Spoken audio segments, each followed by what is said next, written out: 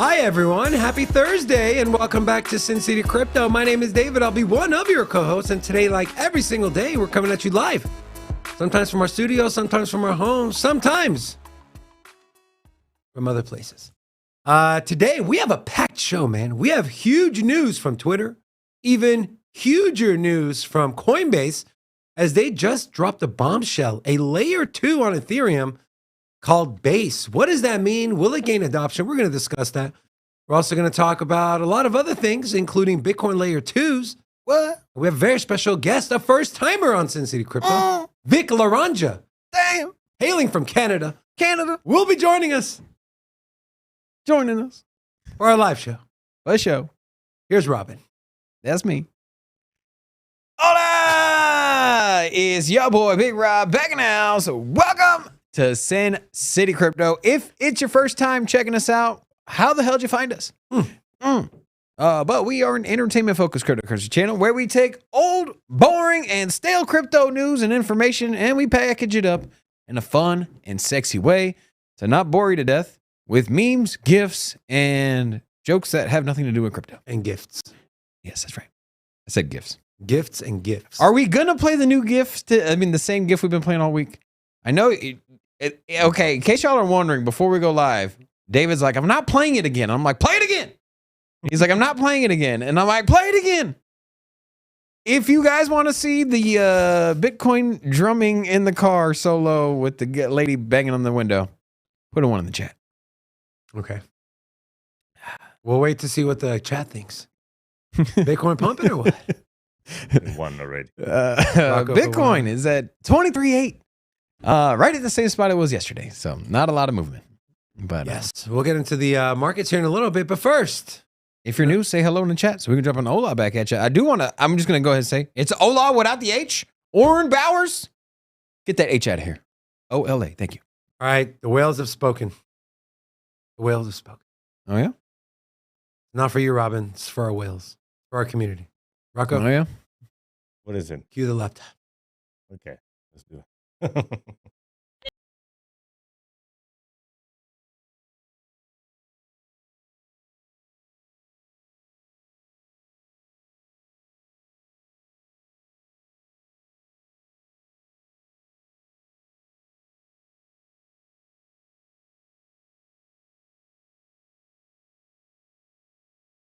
I'm trying to convince Robin to play the drum. put Gary Gensler's face here and put everything's a security and then put NFTs in here. Maybe you'll get that version soon. We'll see. But you know what else is going to make you laugh? What's that? What is it? I'll just play the video. And you take a guess at who this is. Who is this?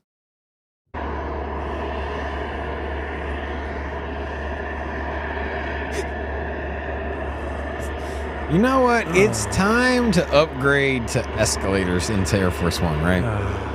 Let's get the man an escalator, bro. If we're gonna keep electing 80-year-old presidents, then sure. You know you can afford an escalator that rolls up to the Air Force One, right?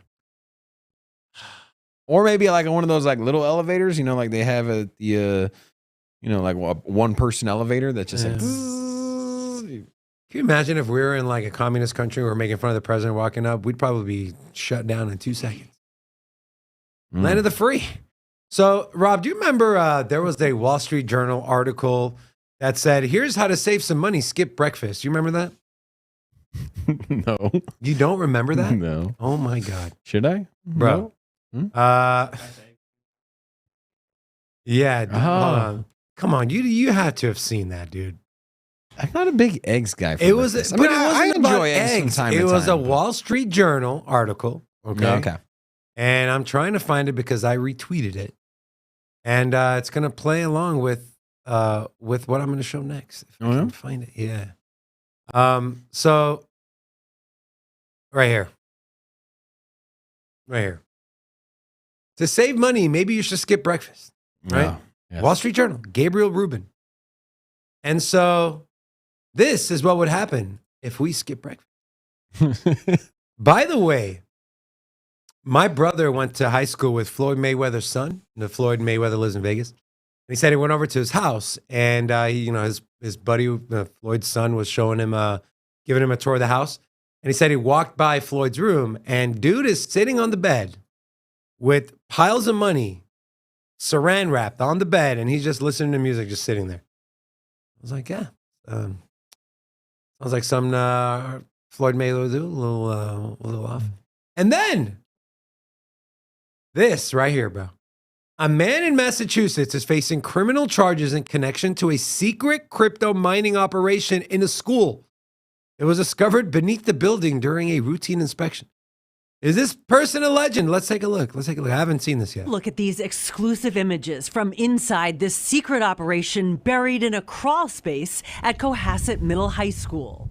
Coolers, wiring, all packed in and hidden away. Seized from that space, these 11 computers that police say were used to power a crypto mine running on the school's electricity. And according to this police report, it was created by the assistant facilities director, Nadim Nahas, who's now facing charges of fraudulent use of electricity and vandalizing a school.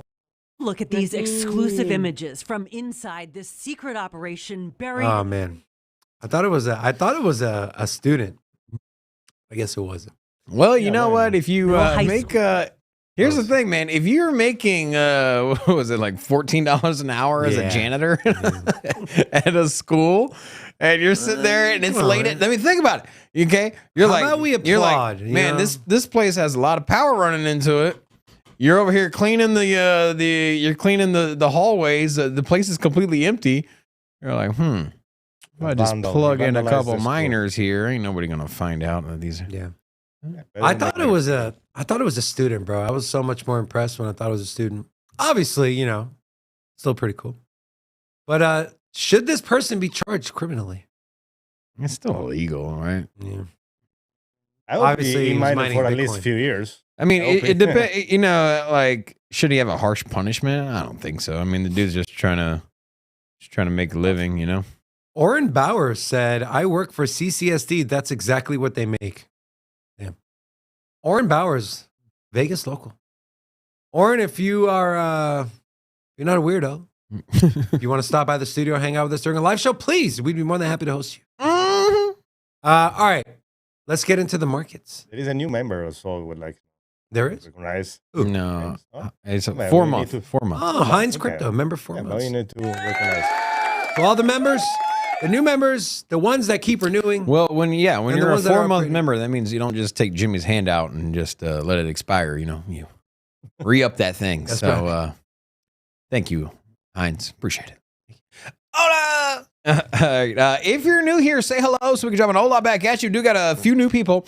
We got Cryptophasia, we got Lazarus, we got OCX Rider, Clarity Trades, and Strong Like Wood. Hola! Strong like Welcome bull, to Sin City Crypto. strong like wood. Guys, how you feeling today? Are you guys excited? If you're excited and you're in the chat, let us know. Let us know, what are you excited about? Are you excited about Twitter coins? Are you excited about Coinbase Layer 2? Are you excited about Robin? Are you excited about David? Let us know. Or are you excited about the markets? I'm excited about getting to at least 50% like ratio here. I'm not understanding why you don't like the video. And why is there only 80 people watching? Is YouTube broken? Broken. We're shadow banned. All right. Okay. So as we mentioned, Bitcoin coming in at 23,800. And taking a look here, we got the same spot we were at yesterday, for the most part. Here during the show yesterday, 23,800. On the show today, 23,800. You can see that on the weekly, we just been range bound between 25 and right where we're at, 23.8. And we've actually bounced off of this a few times, so starting to line up as support. Taking a look at the 1 month, you can see once again this is playing as support, was playing as resistance here in the past. So as long as we hold this level, we should be going back up and testing the 25 here, and then taking a look at how we got here from 16.8 at the bottom of the market to where we're at. So a nice start to the year. And the Fear and Greed Index has pulled back a little bit, down to 56. And the biggest gainers for the day, as you can see, Stacks up still another 20%. This is not slowing down. If you take a look at the week, Stacks is up 159%. This is a smart contract, layer 2, built on Bitcoin, leveraging Ethereum's EVM. So it's like a master of all trades. Now, with the whole ordinals thing, a lot more attention on the utility of Bitcoin outside of store of value and movement of value. And so Stacks is the leader in this. And so if you can identify the trend as things start to pop up, you can hedge your bet. So doesn't Waves, and I might be wrong, doesn't Waves do the same thing? Aren't they a layer 2 for ETH as well? I completely forgot. I did a deep dive on Waves a couple years ago, and I haven't really revisited it. So let's take a look. So, also, shout out to my personal friend, Ogie. Oh, yeah? And also Robin's personal friend, Ogie. He just doesn't know who it is. Did I tell you last time who Ogie is? No. He would like to remain anonymous. Okay. But Ogie, I love you, my friend. I'll see you later today. Thank you. Oh. Thank you very much. Super chat. Oh, what's this one? Is that Vitalik? Guys, if you like the daily changes on the super chat GIF, put a 1 in the chat. Damn, that's $50. $50 sticker, bro. Damn, $50 sticker. That's what's up, man. My boy. I don't know who Anonymous Ogie is, but that's what's up. My boy. All right, let's get back to the market. Okay. Also, Cash Cat said ICP is also layer 2 for Bitcoin. So that narrative, okay, let me ask you this question, Rob. You think it's too late to jump on this narrative bandwagon, try to make some money on layer 2s for ETH or for Bitcoin? Yeah, you're starting to peak out. And so could you enter in now and get another 30%? Sure. But more than likely, you're probably going to lose 30%. What do you think is the next narrative? You can foreshadow. You think it's roll-ups? You think it's ZK? No, that one already pumped. You think ZK already pumped? Yeah. So we've had ZK, AI. Now we've had the Bitcoin Bitcoin ecosystem, put it that way. And so whatever the next trending thing is, whatever popping up on Google, whatever people are talking about, watch Sin City Crypto. What was 1 for again? 1, if you eat your frappuccino with a spoon. That was the 1. Then we should see a lot of zeros and 2s. All right, before we move on from Bitcoin, I do want to share a Bitcoin chart. So I showed this yesterday. We were in a rising wedge, broke to the downside. It kind of looks like we're in a rising wedge, a rising wedge again, making higher lows. But what does that mean? So this is, again, on the 1 hour. We have a lot of support coming in right around this 23.7. A lot of volume there. So there's a lot of buyers stepping in anytime price dips that low. And then drawing this trend line here. Again, guys, it's on the 1 hour. So it means a little less than if you were to look at the longer time frames. And again, so we are currently in a short-term downtrend as we are trading below the cloud. If we throw on Heikin-Ashi candles, you can see how strong this downtrend is. What you want to see for a strong trend is big bodies, lower wicks. Right now, you can see the bodies are starting to thin out. So can we see a change in the guard in Bitcoin? Are we going to see it move to more of a upper trend? Again, that remains to be seen. But the first thing we're going to do is we're going to meet resistance right at $23,971. If we do break into this cloud, expect price to trade sideways unless something bullish comes out, some sort of narrative comes in and completely changes the tone of Bitcoin. Moving on to the 4 hour, you can kind of see here, this looks more like and I'm going to take the Heikin-Ashi candles off, throw the regular candles on. And this kind of looks like, not really, never mind. I was going to say it looks like a bear flag, but no, not really. But it's still like a rising wedge. We are trading in the cloud, and the cloud's getting thinner. It could possibly flip to red, which would not be good. But we should, if we continue to dip down, we should see support right at $23,300. Big volume gap. So if we do gap down and meet the next level of volume, we're looking at 22,700. There's a lot of talk on Twitter. We know Crypto Blood said this is the biggest suckers rally he's seen. A lot of people are saying it's a massive bull trap. Do you think the guards have changed? Robin, you think you still think the bottom is in, or based on the news with the whole Russia thing and China and this and that, you think we got another? Yeah, I mean, I always play the percentage game, and as we get further away from the 16K, the more and more confident I am that we are not going to revisit that. I do think that we'll probably go back down, test the 20K, maybe trade underneath 20K for a few days, maybe a week, but I don't think we're going to get quite as low as 16,000. And, that's just because the last thing that happened, the last thing that pushed us down to 16K was the market puking and eating itself. What? When FTX collapsed, right? It was literally like the absolute worst case scenario, top 3 exchange going under, freezing customer assets, after cascading liquidations with the talks of corruption from politicians. It literally was like the worst thing that you could possibly dream up of outside of Bitcoin having a flaw in the code. I mean, barring that, you pretty much had the second worst possible event that happened. And we went from, what was it, 19K or 18K to 16? Yeah. That's it. And you can't get no worse than that. What else?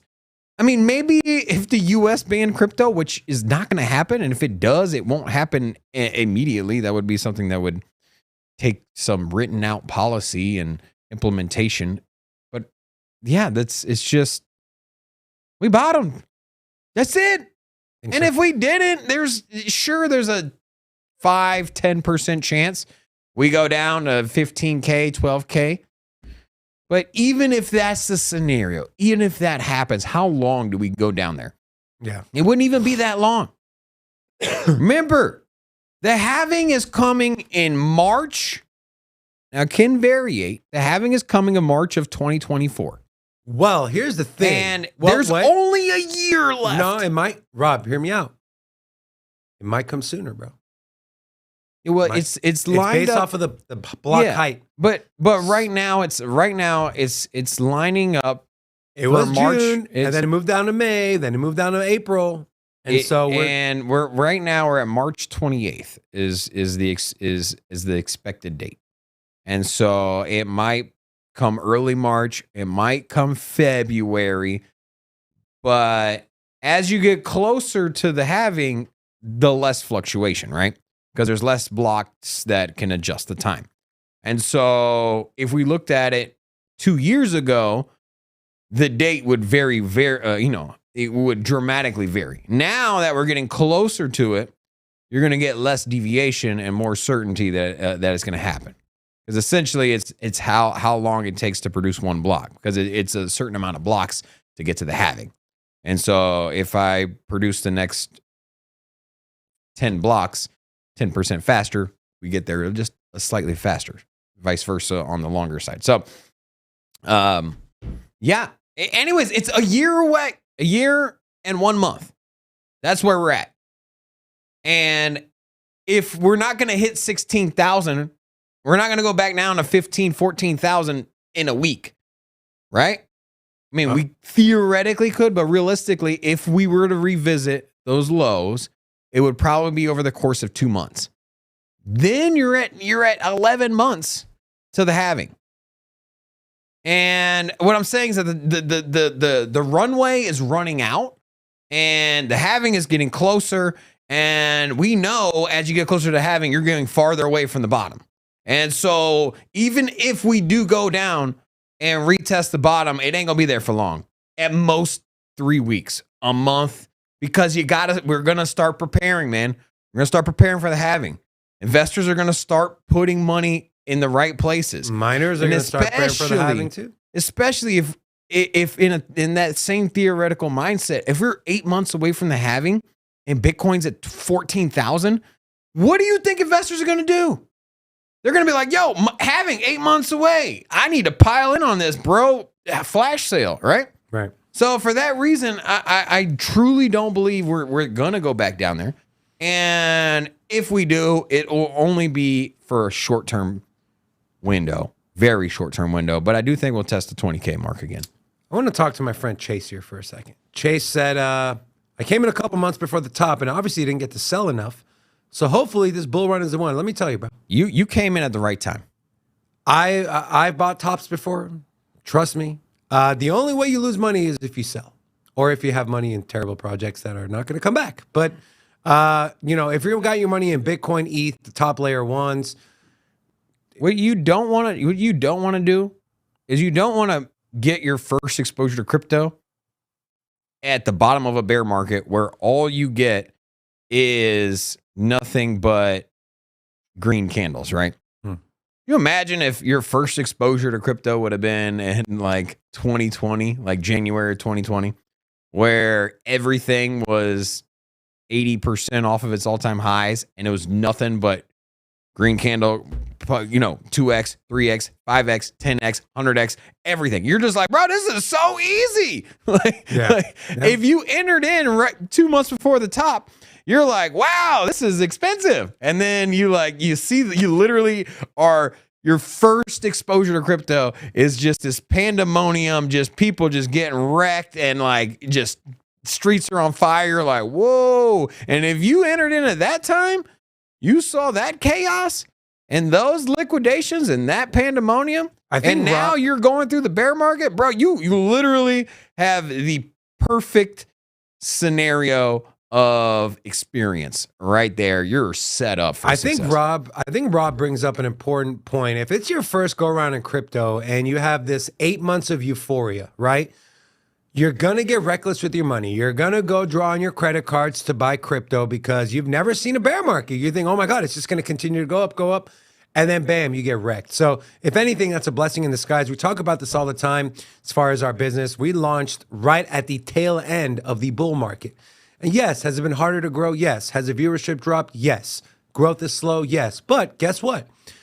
We look at it as a positive. We're able to adjust, make adjustments, do new things, grow with our camera presence, with our knowledge. So by the time the next bull market comes around, we have a couple more bear markets under our belt. We know what we're doing, blah, blah, blah, blah. So you can look at it glass half full, glass half empty. My first crypto cycle I came in, I literally bought close to the top. At the time, I was like, oh my God. But looking back now, that was one of the best things that happened to me. So like I said, the only way you lose money is if you sell or if you got money in garbage projects. All right, Rob. What's up? Where are the people? Where are the likes at? I don't know. We got 60 likes. 64. It's not that bad. Public service announcement. Hit the like button. Breaking news. All right. Real breaking news, though. Before we bring our guest on, this video was dropped yesterday on Coinbase Twitter.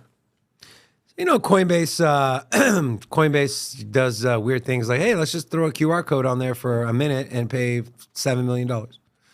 And they did this yesterday on their website. This was their little ad. This is it right here. Blue here, blue gone. 2/23/23. So I was like, all right, bro, what's going on here? What the hell is going on? And we found out this morning exactly what the hell was going on. As Coinbase is introducing a layer 2 built on Ethereum. Guys, if you're wondering, when is a token airdrop? There will be no Coinbase token, which that was my first thing, right? I was like, I saw layer 2. I'm like, for the love of God, please don't tell me they're launching a token.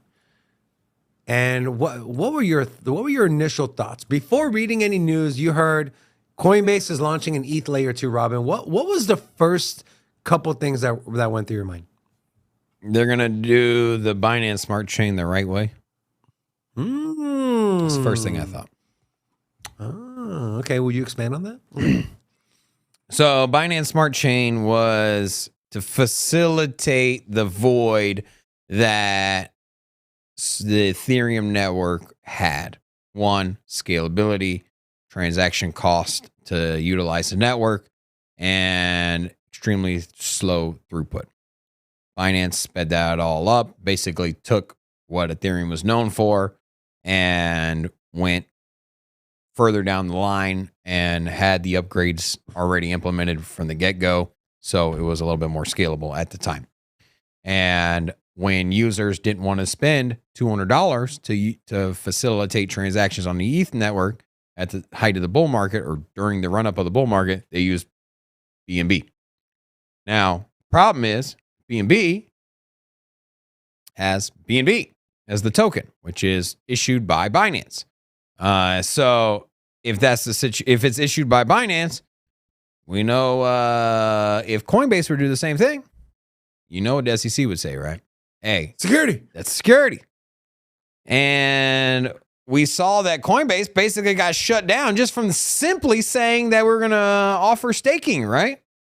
Hey, we want to offer yield-bearing products and, staking products. And as soon as they did that, they got a threat, a letter from the SEC saying, hey, let's not go there or we're going to sue you. And so obviously it was a no-brainer to launch this product. I'm telling you, it's direct competition to Binance without the legal situation that they would have if they had their own token. Here's the thing. You don't need your own token, right? Think about it. There's no token for the Lightning Network, right? The Lightning Network, there's no Lightning token. It was built to facilitate transactions at a faster and cheaper rate. And with that, there was nobody that was going to be, there was no concern on, hey, is this a security? Who's running this? It was just built to help adoption. This is what it seems like, is that Coinbase is building a layer 2 to give more interoperability to their users, right? So a one-stop shop. Get on Coinbase, use their native wallet, plug that native wallet into their own native chain, and interact with crypto in a more easier way. So there you go. Couple things from the chat. Crypto Hand said, "Hola, Sinner Gang. What's up, bro?"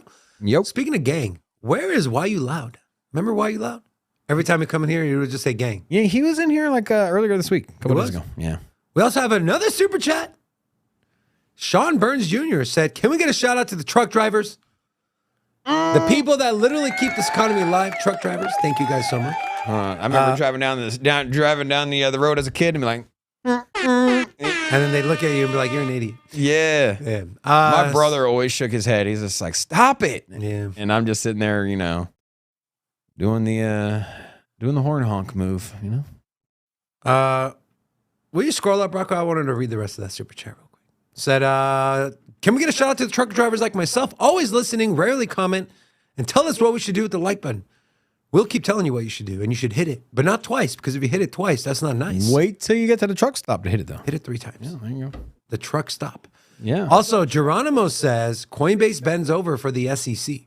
So there was something else someone put in there. What was it? Coinbase is publicly traded, so they got to operate a little differently than an offshore exchange. They have to keep the SEC happy. And unfortunately, yeah, you do got to bend over, man. That's where we're at. Just saying. All right. Let's get into the nuts and bolts of what this exactly is. So this is from Coinbase, the blog, coinbase.com, introducing Base. The TLDR is this. Base is a secure, low-cost, developer-friendly Ethereum Layer 2 built to bring the next billion users into Web3. Start building on Base on the Base testnet today and stay tuned for the upcoming mainnet launch. A couple highlights here. So First, secured by Ethereum. Base is built by the security and scalability you need to power your dApps, which is Ethereum. It leverages the underlying security of ETH, along with Coinbase's best practices, which I'm not sure exactly what they mean by that, to enable you to confidently on-ramp into Base from Coinbase ETH layer 1s. And this is where I think is important, other layer 1, other interoperable chains. And Solana was mentioned specifically. So we talk about this all the time, right? We talk about it's not practical for the average person to go into DeFi and to get a wallet and send this chain to that chain, interoperable, bridge, this and that, right? People want ease of use. People want fast, they want safe, and they want not complicated.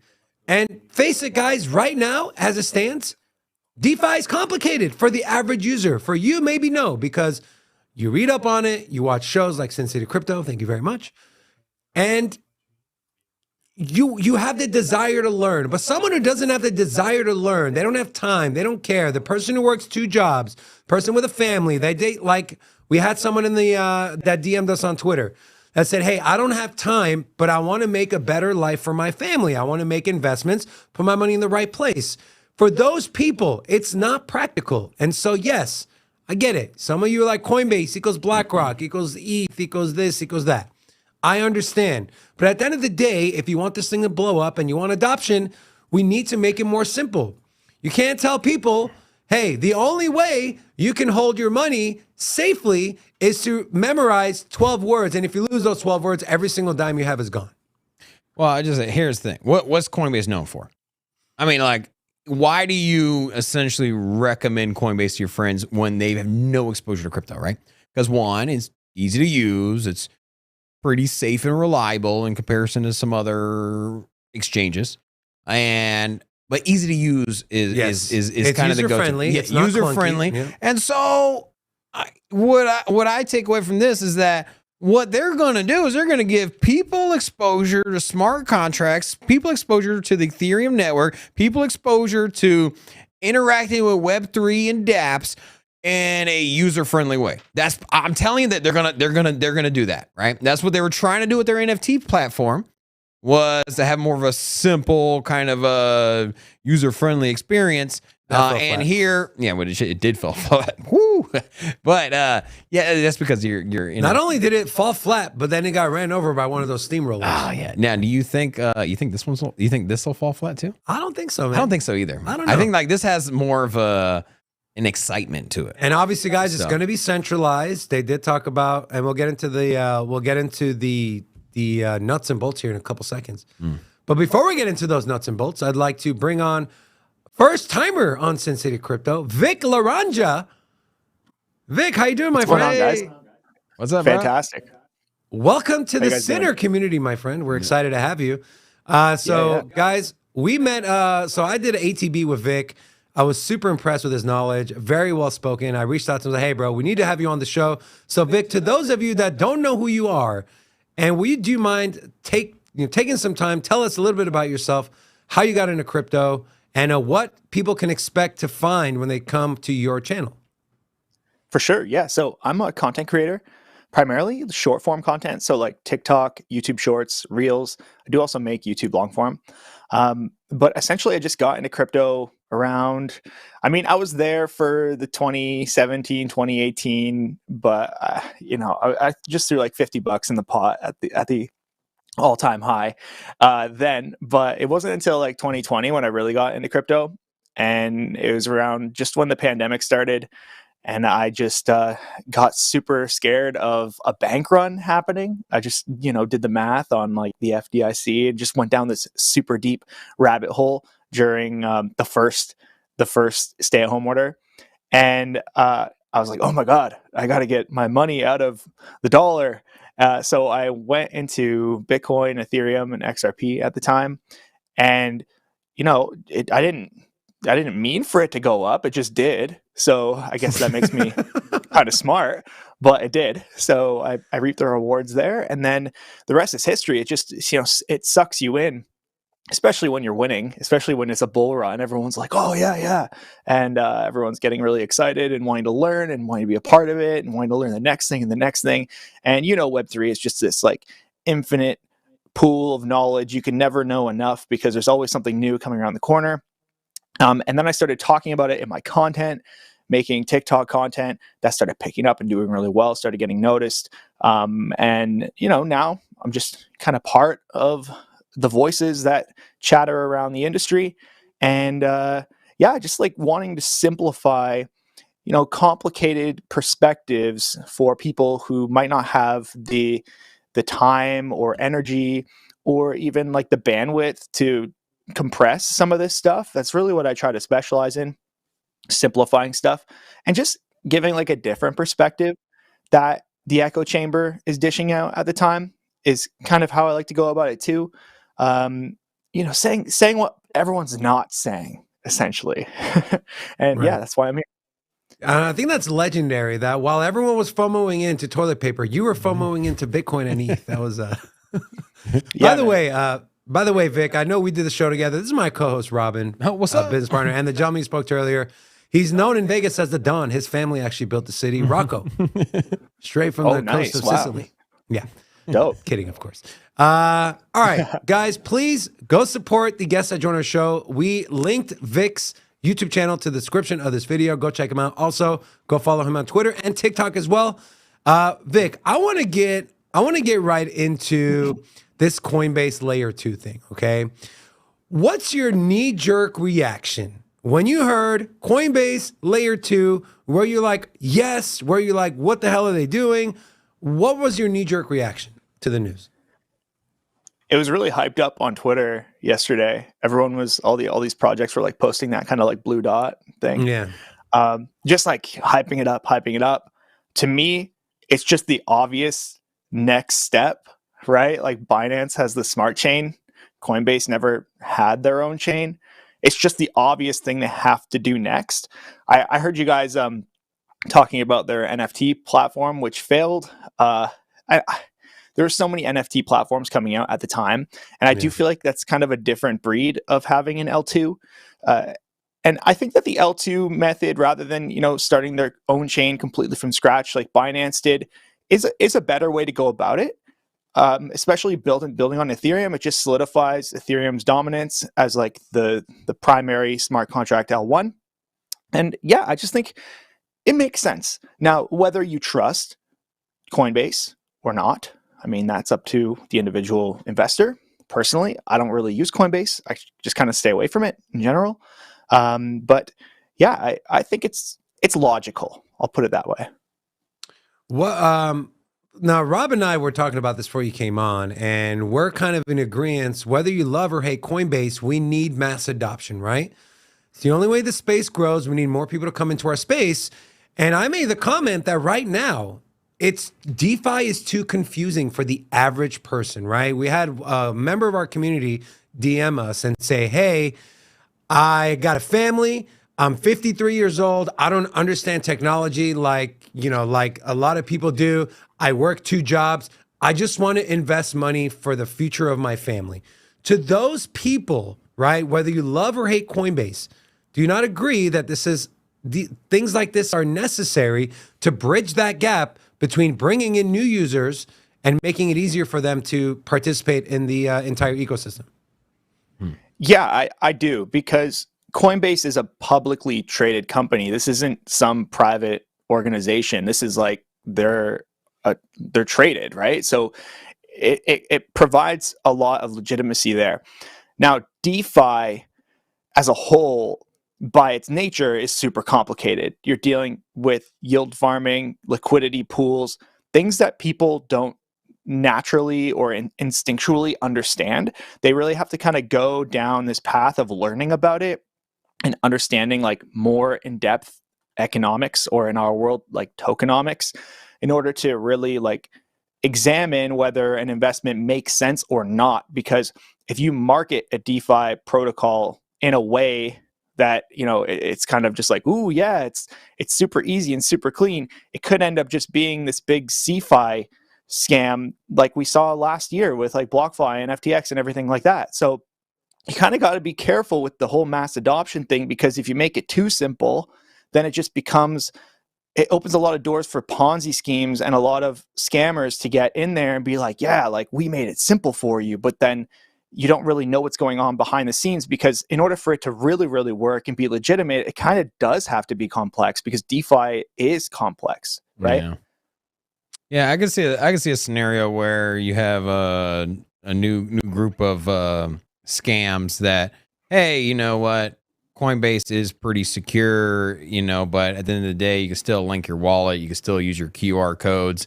And I'm sure there's going to be people that get taken advantage of in the same way that with all new products in our space, we're seeing very innovative scam artists. There's no end to their creativeness. So I am on one end, I'm kind of excited about it. It does usher in the potential adoption of people that might be hesitant to, say, use a MetaMask, use a browser wallet, and interact with Web3.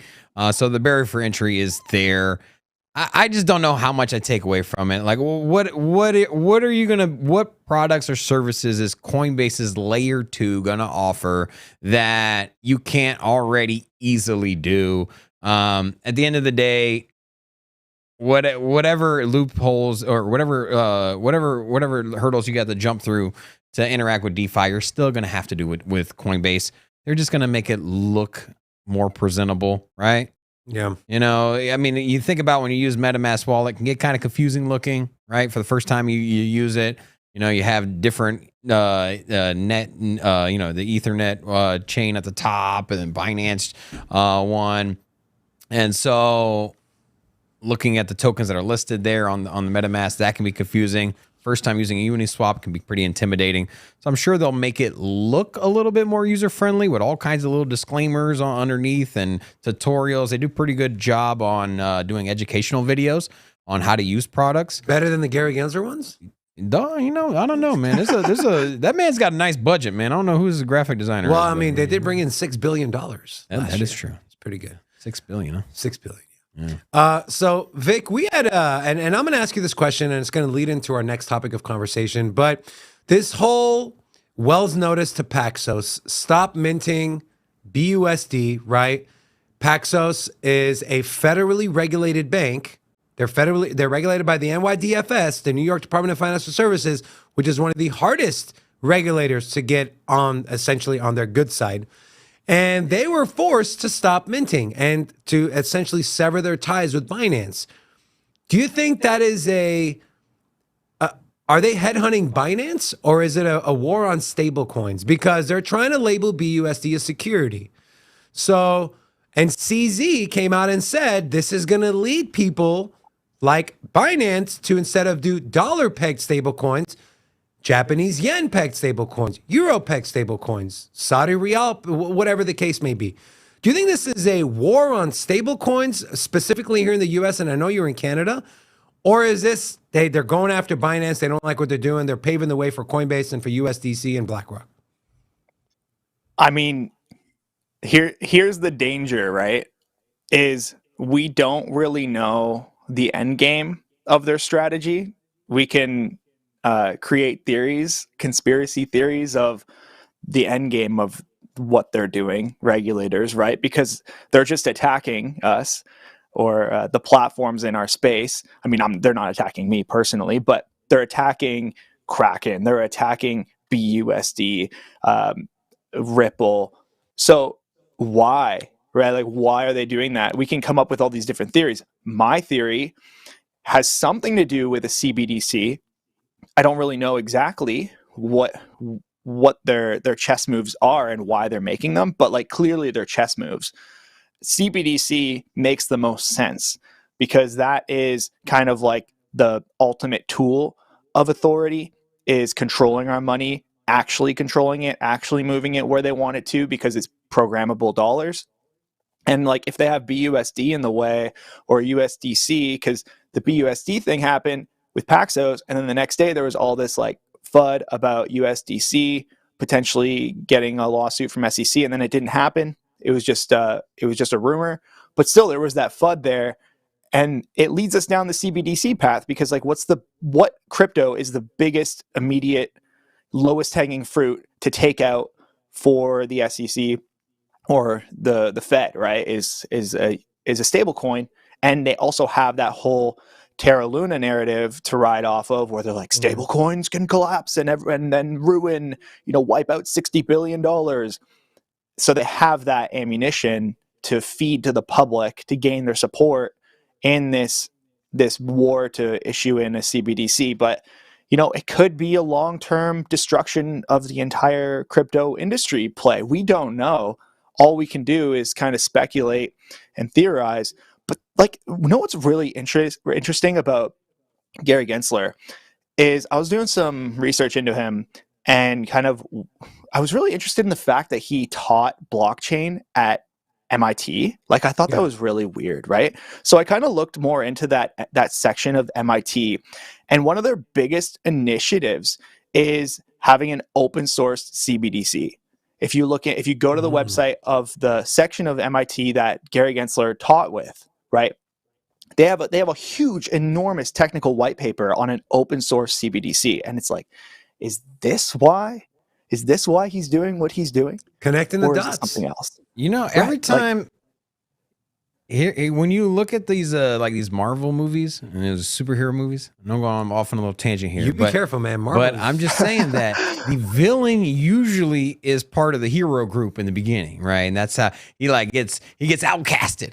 He's he's part of the the hero team. Thanos was never part of the Avengers. Well, yeah, Thanos is a little different. But anyways, he's always outcast. He didn't fit in, and then what was somebody that started good, got screwed over, and turned evil. And I think that's what we had. That sounds like DC, more like Marvel. Yeah, it kind of does, actually. But, here's my thing.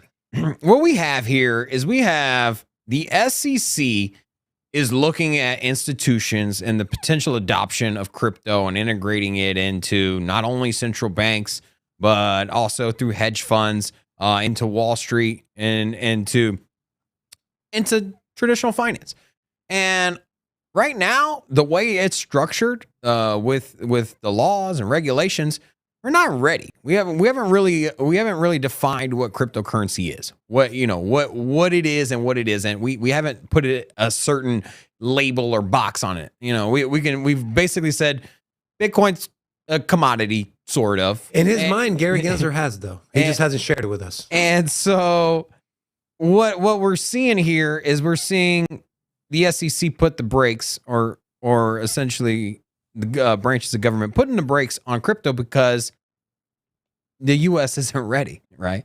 And so they're putting everything on pause.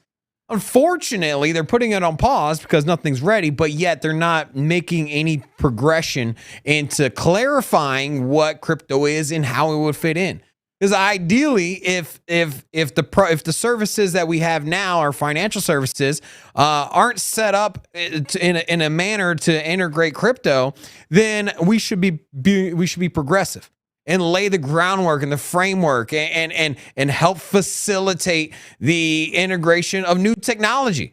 And there's no doubt that what we have here is outdated. 3 to 5 day processing for transactions is not efficient. Bro, I just sent, okay, because we have bills coming out of our bank account and PayPal.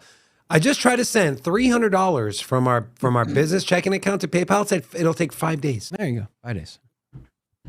And so what we have is inefficiency, and we have a need for upgrading the technology. And what we have is stagnation and no progress.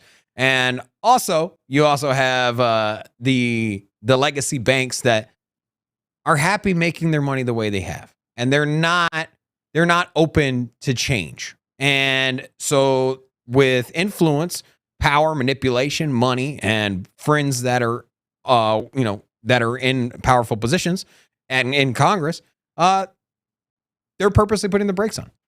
And I don't know how we come out of this. I mean, perhaps some bills, perhaps some committee to get things done. I think Vic brought up a good point, and the lowest hanging fruit right now is stable coins, right? I feel like that's one thing both aisles, right? Both sides of the spectrum, whether you're Republican or Democrat, can agree on. Because it's a direct competition to the dollar. It's literally a dollar, just not printed by the U.S. It does hold value collateral. So, I mean, you don't want to completely boot the whole thing out, but it ain't your product. You know what I mean? It's a counterfeit, essentially. That's the way they're looking at it. And so, yeah, exactly. So it's like I brought up they've wrapped Bitcoin. Yeah, exactly. I brought up the stablecoin thing and how CZ said they might, they're going to start moving to euro-backed stablecoins. Well, Coinbase now adds support for a euro-pegged stablecoin after CZ predicts new trend for the crypto sector. So this is sourced from Daily Hodl. Yeah, Robin, remember you blew this off, bro. You said no, everything's over. Right, bro. Coinbase is adding support. Ain't nothing, bro. Ain't no big deal. Coinbase is adding support for an ETH-based stablecoin that aims to stay pegged to the euro to its crypto trading platform. They announced Eurocoin, EuroC, as the latest offering for its clients, with trading to be available after liquidity conditions are met. This is a quote. Excuse me. Coinbase will add support for Eurocoin on the Ethereum network as an ERC20 token. Do not send this asset, blah, blah, blah, blah, blah. Inbound transfers for this asset are available on Coinbase and Coinbase Exchange in the region where their trading is supported.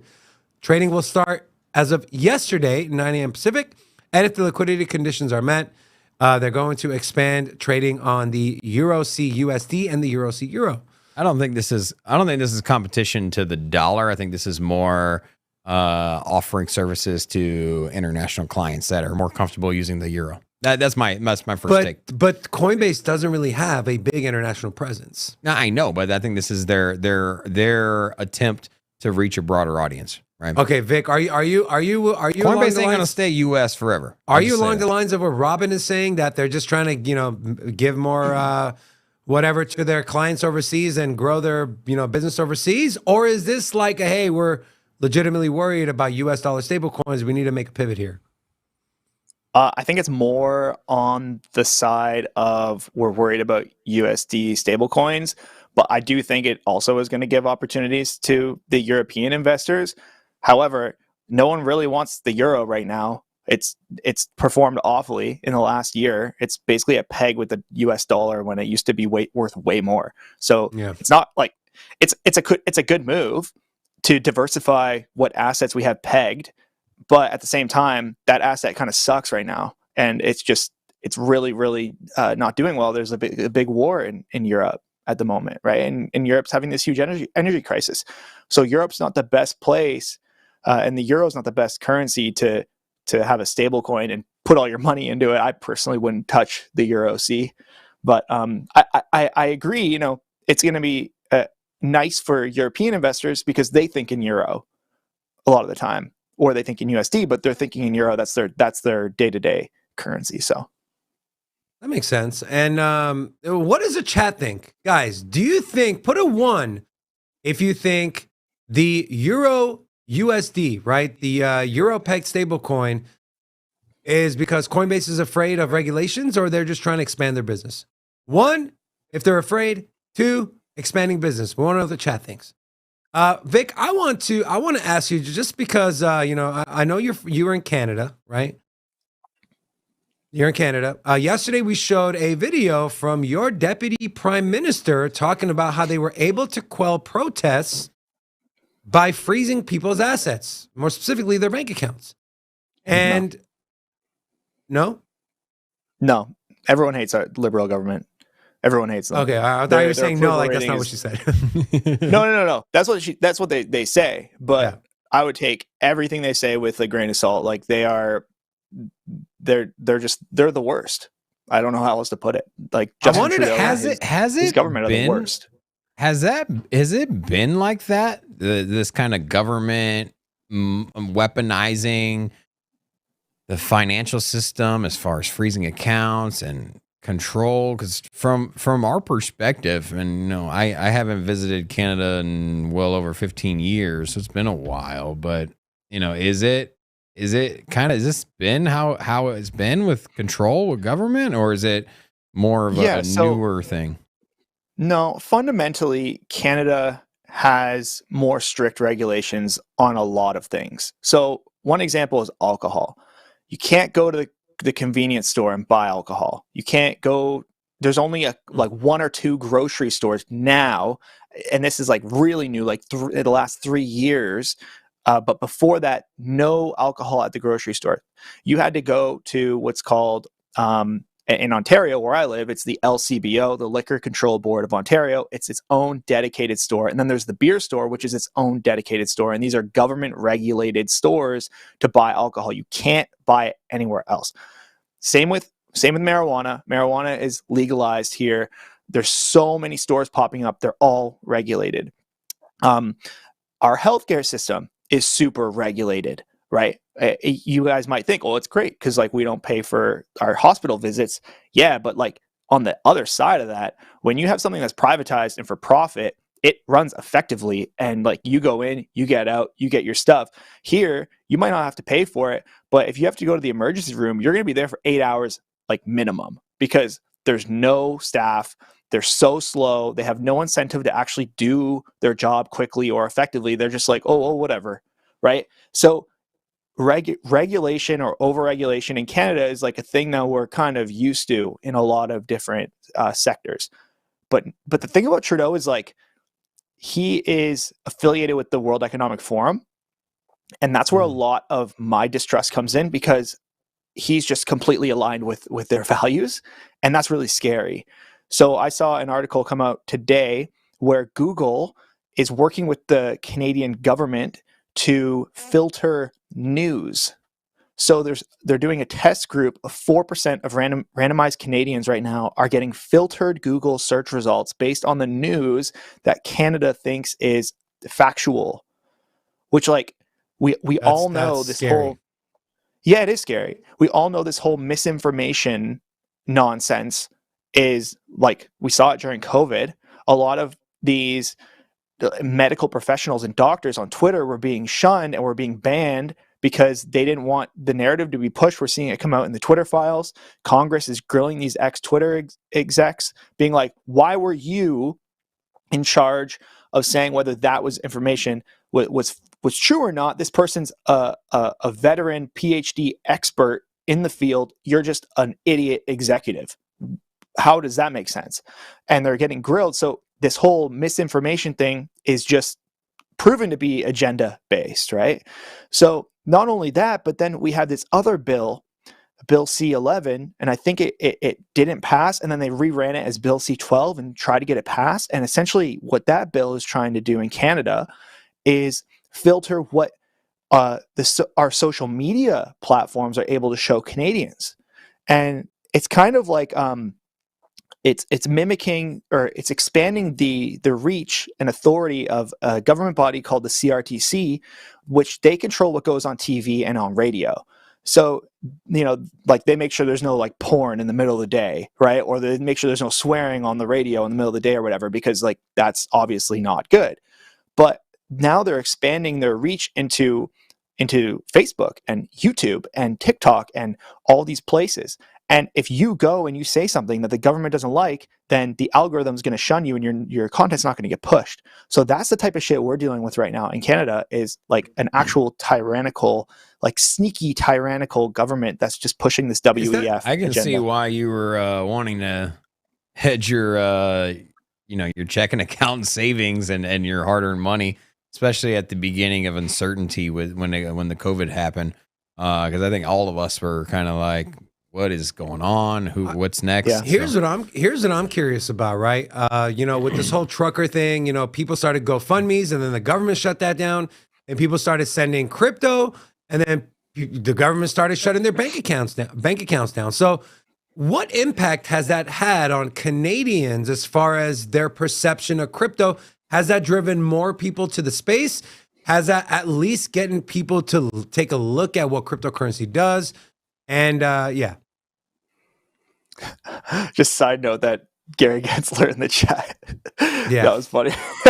Yeah, he's a longtime member of our channel. Yeah, he's that's a paying member too. Actually, isn't he? So he's waiting for us to promote a security, and you guys gotta have Gary. We know we're here. watching, bro. So sentiment for crypto is really just see, a lot of the people that I talk to they just see the news. I don't really have a lot of people around me in my life that are in the space. It's mostly online. So I don't really talk to a lot of people that, see the world the same way that I do. And because the media really enforces whatever narrative that the media is enforcing, and that's what people kind of pick up on around here. And what I'm seeing is the big confusion right now is two things. Oh, crypto crashed last year. Ha ha ha. We all knew it was going to. Like, that's sentiment number one. Sentiment number two is, oh, that guy, FTX guy, he scammed everyone with crypto. And it's like, those two negative things don't really affect the technology. They don't really affect the long-term vision. Everyone in the space knows we go through cycles, and everyone in the space knows that FTX was a Ponzi scheme. It was a scam, right? It wasn't like the coin's fault. It was SBF, and it's not crypto's fault either. Yeah, exactly. So the sentiment here with those two narratives, but in the U.S., you mix in a lot of SHIB and Doge on Mars. There's a lot of people trying to hit these moon coins that are, it's interesting, but and like for me, whenever someone asks me like, okay, what crypto should I get into? I'm not saying SHIB or Doge. I'm saying, like, honestly, like any project that supports blockchain game development, because blockchain game development, there's a article I read yesterday that said that on-chain activity on the major chains right now, 48% of activity on major chains is blockchain gaming, which is like, it's already here. If you're not paying attention, you're not getting in now, like, it's going to be too late, because that's going to be the biggest. I still think that's going to be the biggest narrative next bull run. I don't think it's going to be AI. It's funny you bring that up, because yesterday the theme of our show was gaming takes over blockchain, because there was a news that Avalanche was partnering with the largest esports gaming platform, which is Loco, and they're going to onboard 50 million users. And so the question we asked our poll was, what will be the narrative driving the next bull run? Is it DeFi? Is it AI? Is it gaming? And I believe gaming barely edged it out. But it's interesting you brought that up. Rob's a big gamer. I'm not a big gamer, but I understand the market is massive, and you give these gamers the ability to own the assets that they have in the games and be able to buy and sell and trade. You're gonna have three different sectors of gaming when it comes around, and it's already here. But essentially, you're gonna have three major sectors. One is gonna be blockchain gaming. I would liken that to your iOS gaming or your Android gaming platforms, where you have more of a easygoing, kind of addictive, play on the go, not too graphic intensive gaming, which we've seen in the likes of Axie Infinity, handful of other games from Gala Games.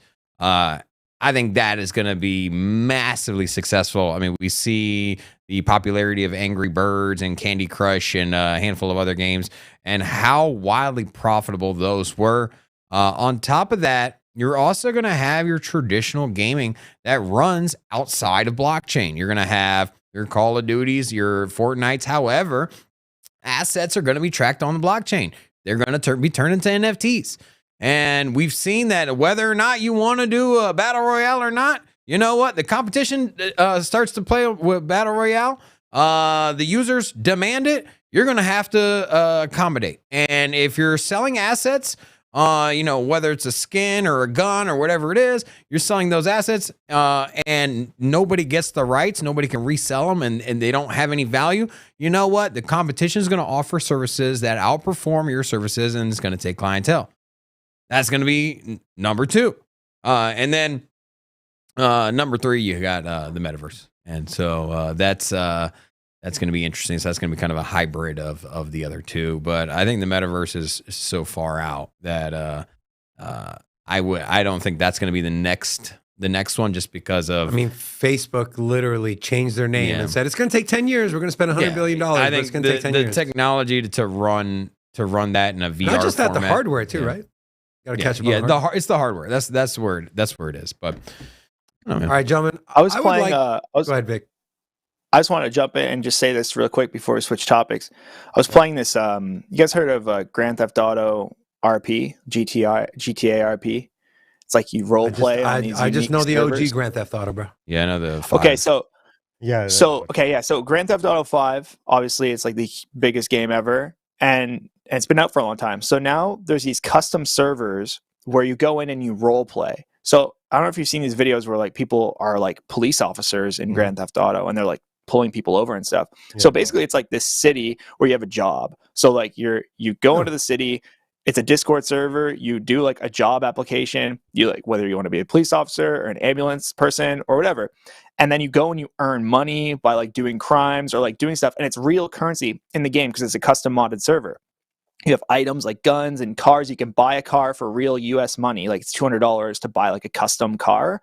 And then you get it in the game. The admins give it to you. You can buy a house. It's your house. It's like a very, very metaverse type experience, but it's built on GTA 5. So it has like all those, that entire game engine riding on it. It's really, really niche popular. I played it a couple times last week, and because my friends are really into it, and I thought it was just hilarious. The concept, I thought it was the funniest thing ever. They were telling me about it. I had to try it. So I'm in there. I'm like scraping. I'm going through dumpsters in the game for scrap metal so I can sell it to random people, real people, right? To get this money in game currency. None of it is on the blockchain, by the way. It's just on their server. And my buddy's telling me, he's like, yeah, like sometimes it's called a poof when your item, like your gun in your inventory, just disappears and it's gone. Nothing you can do about it. And I'm like, dude, like. This is why we need blockchain gaming, right? Is because like sometimes there's these glitches that happen. The item you worked so hard for is gone. Yeah. Imagine you bought this car for like $200 US and then it poofs and it's gone. And you're like, dude. So I think that the blockchain will be, how you guys were saying, like the big games that use blockchain, you won't even know it's there. Because if they market blockchain to these big Call of Duty gamers, they're going to hate it. That's just how they are. You got to do it without telling them. And then like a year later, be like, oh yeah, hey, remember like how you have all your items? It's on the blockchain, by the way. And then they're like, oh, they got me. And then definitely like when the sequel comes, like here's the thing, like I mentioned, like a good transition would be, hey, all your skins will move over with the next, the Call of Duty 6 or whatever it is, or the Call of Duty Warzone 5, whatever the next upgrade is. All of your purchased items carry over, and you're like, oh, cool, that's nice. I don't have to rebuy them, and little do you know. By the way, you can also trade them or sell them. Yeah. I think money is a language that speaks to anyone, whether you're a gamer or non-gamer. So if you tell gamers who spend hours and hours, which I don't, it's very simple. You just divvy up profits, and so if you're making $6 billion, and you take 5%, you take 5% would be like, 300 million, or whatever, 30 million. That's 300 million. Is it 300 million? 5%. And so, you take 300 million and you equally dispense that amongst hours played to the users. It makes sense. That's something we already do, right? Something we already do in blockchain that we're already familiar with is that, hey, you help secure the network, you put money in, we'll pay you back out a certain percentage. And that's our normal day, functionality. And you do that to blockchain. And for gaming, hey, I'm going to put in 100 hours into this game, and you're going to make X amount of money advertising this game while I'm playing. And, hey, kick back to the user. And, hey, pay to play. It's interesting. I do think whether you're gaming or whether you're in gaming or not, it doesn't matter. You got to realize it is a massive space that's only expected to grow. And so it'll be intriguing to see if that does lead the next bull market. I want to switch topics now and talk about Twitter Coin. Twitter Coins becomes available to particular users. It's a source from Crypto News. Twitter began the rollout of its new support for crypto payments, according to users who started sharing screenshots of a menu that allows the purchase of Twitter coins, with 150 of them costing just $1.99 US. Security. Reports circulating the web suggest that Twitter is proceeding with a so-called soft launch of the new crypto features. And so this is a tweet from Ash WSB. Here you can see the purchase of 150 coins for $1.99, $2. So Twitter Coins feature would allow users to support creators with the purchase happening through the Stripe fiat payment processor. And so it's very, very similar to Reddit and the badges. So you can buy badges and give them to people's comments you like, people's posts you like. A lot of people thought that Doge is going to be integrated somehow. Rob, I'm going to ask you first. If they did Doge, it would be labeled as security. And this is not, it would be. And then especially, think about it. You offer that on your own platform, and then you go out and tweet about it, and you moon the price by 10%. The regulators are gonna do something about that, right? SEC is not gonna let that happen. Not to say that it's wrong in my opinion or whatever. That's a whole nother topic, but definitely SEC wouldn't let that fly. So this isn't anything new. Like you said, Twitch is pretty popular with this, where you can get a native currency. You buy X amount of these coins, and then you dish them out to creators, incentivizes creators to deliver more quality products, interact with the community, have more engagement with the people in the chat. And so it's an overall positive. I just think there's been an expectation of Doge and being integrated because of Elon Musk. There's been an expectation that Twitter's going to have cryptocurrency all over it. And so now you come out with this. Everyone's like, it's a crypto. It's not a crypto. It's not. At least I don't think it is. Reddit has been doing it.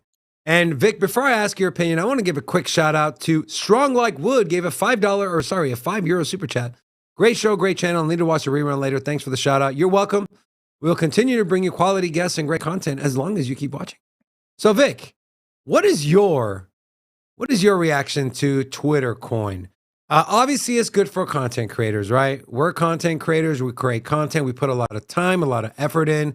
Some content creators don't take any partnerships. They just make money off of donations, or people like their content. They pay for it. What are your thoughts? Is this going to be like a game changer? Or is this not a big deal? Obviously, Reddit's already doing it. Can this lead into potentially crypto payments? Because through this, Twitter and Elon Musk, they are trying to get I forget what the name of the license is called here in the U.S. to do payments and kind of, with the banks. So what are your thoughts? I don't even know if this is a cryptocurrency. I think it's just kind of like, it's not. Yeah, I think it's just an in-game or an in-app thing. TikTok has this too. There's literally called coins too. And when people go live, you can give them coins. And I don't really know I think you make money off of it, a little bit of money. They give you some, but obviously they're taking a profit. Just seems like Twitter needs money, guys. That's just like, I think you think so? Yeah, man. I think that the crypto news reporters on these sites are reaching a little bit. Like it's a little bit of a fake news thing. Like there's nowhere it says it's on a blockchain. Like, and that's what a cryptocurrency is. Like it's a cryptography product. So if it's just like you give Twitter $2 through Stripe, and then you get some little numbers on your app, and then you give someone else your numbers, but it's worth but when you receive it, it's only worth a fraction of what it costs you. It's just a revenue stream for Elon. Is Elon the new Sam Bankman-Fried? Put a 1 in the chat if you think so. You know what's intriguing though? Well, here's a good way to look at it, right? And Vic, you brought up this whole, the news. So Twitter, since Elon Musk took over, right? The whole community guideline thing and shadow banning and not being able to talk about coronavirus or whatever the case may be. So you see a lot of people flocking to Twitter to get their information. Could this be a play from Elon Musk to say, I need to bring more people on Twitter, more journalists, more people, maybe even from mainstream media? Because, hey, if you do journalism, you provide news on our thing, we will give you the opportunity, we will give you the platform and the infrastructure to make money directly on it. And we don't know what kind of fees they're going to take, but is this more, I guess, bullish for Twitter and Elon, or is it more bullish for people like us who create content, who write newsletters, who have now another source of revenue? I don't really take it as a serious source of revenue for a creator, though. Like, the real sources of revenue are going to be partnerships, AdSense, side businesses, like merch or a course or some sort of like service that you offer, maybe user generated content. Like, there's a lot of different really good revenue sources where, like, I think these are little micro revenue sources, unless you're going live like every day, or unless you have like a huge reach and you're getting all these gifts and it's just like overwhelming, and you're just in that 1%. But from what I've seen on TikTok, like using this same system, this coins, because they literally just call it coins on TikTok, people make nothing. People make like a couple dollars. Max I've seen is like a couple $100 from these coin systems. So I don't really like, I'm like, that's good for Twitter, because Twitter needs revenue. They need stability. They're trying to grow their features out. They're trying to clear their name in the mainstream media, which is going to be difficult. But I just think Twitter overall, since Elon took over, is a better place than it was before. Obviously, there's like no or less censorship, and it's just a good place to get your news, because I can actually trust that people are saying this, and it's not going to be blocked out, and it's not going to be hidden, it's not going to be filtered. It's just going to be like what people are saying. So if Twitter, the best part is that because Elon took over, which is interesting, is that because he's like the richest man in the world. I'm pretty sure he's the richest man in the world. I don't think anymore. Not anymore. Anyways, he was. When you blow 44 billion, well, he's been in that role before. Either way, dude's got cash. Yeah. And so he can't be bought out, right?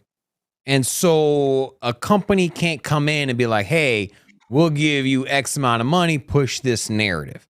A government can't come in and say, hey, we want you to play by these rules so that way, you can make more money. Money is not his end goal. And so those avenues of corruption, which is the main source of corruption, is by bribery. That's what got Donald Trump elected. Yeah, is what it can't be manipulated there. And so I think that's the beauty of Elon Musk taking over, because it would be a conflict of interest if somebody didn't have a lot of money and they spent all this money acquiring it, and they need to, make up some of the capital. And hey, somebody comes up to you and like, hey, we'll give you $1 billion. You do the X, Y, and Z. And he's like, bro, I just spent 44 billion just to troll people on Twitter. I guess me looking at it and trying to extrapolate, all right, what can this lead to and this lead to this, kind of like building blocks, right? I take a look at it as, all right, he's trying to get this license for the payment thing from the OCC and the banks. It starts with the Twitter coins. We know he's bullish on crypto. We know he's bullish on Doge. We have the crypto, the tipping app on Twitter. What if crypto payments are starting to get integrated maybe into a Twitter marketplace, maybe into, I don't know, paying for just your Twitter Blue subscription? I mean, don't forget, Elon is the founder of PayPal. And his vision was to facilitate exactly what Bitcoin does. And then because of the corporate structure and the demands of the internet in the early days, it ended up morphing into what it is now, more of a digital bank, essentially. That's really all it is. And a digital version of your bank branch. But if you listen to his early interviews about founding PayPal, it was the same principles that we hear about when it comes to Bitcoin. So are you saying... And he could be Satoshi. I was just going to say that. I know where you're going there. Do you think he's Satoshi? Who is Satoshi? He was launched PayPal right around the same time. The dude knows coding, and if he's Satoshi, he doesn't need to cash out. Yeah. He doesn't need to cash out if he's Satoshi. That's what I'm saying, bro. Vic, what do you think, bro? Who's Satoshi? How finny is Satoshi Nakamoto? Yes, I have said that. I agree. But it's how finny. It's how. If it was Elon, he did the first transactions. And we already know that. Yeah, it's and him. Also, it could be the when like somebody steals and they try to like divert the attention somewhere else. He knows Bitcoin's the truth, and he's all like, "Look at Doge. Look how great it is. He's trying to divert attention. Okay, yeah, good one. I don't think it was Elon. Like the person who created Bitcoin had like such a crazy knowledge of cryptography. So he like that person knew the SHA-265 algorithm already because that's what Bitcoin's built on. So like it's got to be Hal Finney, man. I can't. It's just what I think. Plus, I'm with dead. you on that, bro. I agree.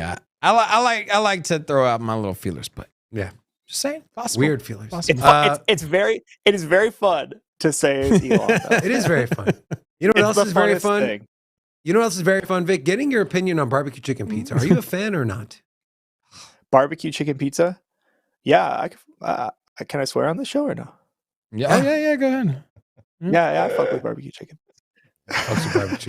Shit's nasty. If we cussing, that's where we're going. Rocco. It ain't pizza, man. So I mentioned Rocco is a true, when I'm talking true Italian, like he's got an Italian accent when he does an Italian accent. That's how Italian this man is. And so we're in Atlanta. I went to a pizza place and I ordered a barbecue chicken pizza. And this dude looked at me like he was going to take some floss out of his backpack and strangle me with it. And so ever since then, we've had this great debate about barbecue chicken pizza. It's like, and anytime we have a new guest on the show, I always like it's not a pizza. It's like a strange flatbread. It's a pizza. You were lucky that I was like a Joe Pesci with a pen. I only have a dental floss. Like that movie, Casino. That was great. It's a beautiful movie. Vic, I just wanted to thank you so much for coming on our show. It's your insight's amazing. Thank you so much. Before we let you go, is there anything that you would like to leave us with?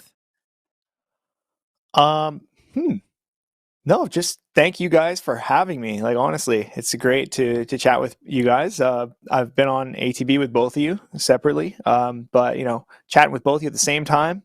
ATB is very like one at a time, but you guys, it's just open floor. I love this vibe. It's great. Thanks so much for having me, guys. I appreciate it. And if you guys ever want me in the future, just let me know. You know where to find me. Oh, yeah, absolutely, man. Guys, go support. Go support our guests. Go follow him on Twitter. Is your Twitter handle at Vic Laranja, correct? What we have on the screen? Correct. Also. Correct. And YouTube. That link is in the description of this video. Go support the guests that join our show. They ask us for nothing in return for their presence. The least we can do is support them. Guys, thank you so much, Vic. Thank you, my friend. We definitely look forward to bringing you on again, and enjoy your weekend. See you guys. Thank you. Have a good one. You know why I like this guy? He likes barbecue chicken pizza. A good man. Yeah, there's a small group of y'all. There's actually not. I guarantee you, if I did the poll, there'd be way more people who are BBQ cheap PP fans. It's just corn syrup. It's not corn syrup. It's not. And food coloring and tomato paste into some artificial barbecue sauce. Okay. And then smeared onto. Robin, I have to bring this up. I was going to end the show, but I can't. I've been holding on to this article for 2 days now. Solana Spaces will close their New York and Miami store segments after. Sorry. This is from Cointelegraph. So Solana Spaces will close down its 2 Solana-themed, community-oriented retail stores in New York and Miami at the end of this month, as the physical stores didn't onboard as many users as initially anticipated. I'm so sorry. It will sunset at the end of February. I feel like people walked in and were like, "Where's the blockchain? What am I doing here again?" It's like having an Do I plug NFT, into this outlet over here? Like, what's going on? It's like having an NFT brick and mortar gallery, right? I mean, I guess it'd be kind of cool. No, but at least at some point you need to visualize your NFT. So you can, like, what are you going to visualize at the Solana store? I don't know, man. So the ambitious initiative was relatively short-lived, with the 2 stores having only officially opened late July and August in New York and Miami. That's the one that sold the shoes, right? I'm not sure. The Solana shoes, right? I'm sure they were planning on selling the phone there too. But they said, quote, and then we'll leave it at this: "Our endowed mission from day one was to experiment with new and disruptive models to bring people to Web3 and to serve the community." What new and disruptive model are you having by? That's like. No, they had the mannequins on the blockchain. The models, mannequin models. It's like having the gift store at the end of the zoo. Like you go there for the animals, and then like you leave with a $15 stuffed animal. Like stuffed animal that's like this big. Like And you just feel so robbed when you leave. You're like, damn it. Why did I get that keychain? Why did I get that keychain? All right, we're done. Big shout out to our guest, Vic Laranja. It was a pleasure having him on, guys. Please go support, check him out on YouTube. Go subscribe to his channel. Also, subscribe to our channel if you haven't. Duh. I do want to give a little shout out. We got some new people here. So thank you guys for joining us. We got DRS João. We got Mark Thomas, Barry Van Hoof, That Jut Chase, The Hamburglar. We got Lazarus. And then we got Crypto Oldie, Frosted Fleck A1, Crypto Told Ya So, Hola! And Wick 589. Hold on, you as said well. Crypto Told You So? Told ya so. Told you so. Yes. Okay, got it. You literally might need some help. Guys, go check out our Twitter at Sin City Crypto One. All of the other social medias. Also, go check out our merch store. If you are a whale member, you get 10% off. For as long as you're a whale member, use your code. You each have a specific one. Don't share with anyone. I also saw that Trillin is in the chat. He's also new. Hola! The Hamburglar. That's my favorite, bro. Hamburglar, what's up? Great show. Great name. Come back tomorrow. It's Forest Friday. We have a lot to talk about. And you have a lot of money to spend if you want to buy some merch, some Sin City, and some just regular crypto merch. With that being said, Rocco! Friends, family, friends, and family of friends, we thank you so much for joining us on this beautiful Thursday. Big thank you to our guests. Big thank you to every one of you watching. Make sure to come back tomorrow, 10:30 a.m. Pacific Standard Time, 1:30 p.m. Eastern Standard Time.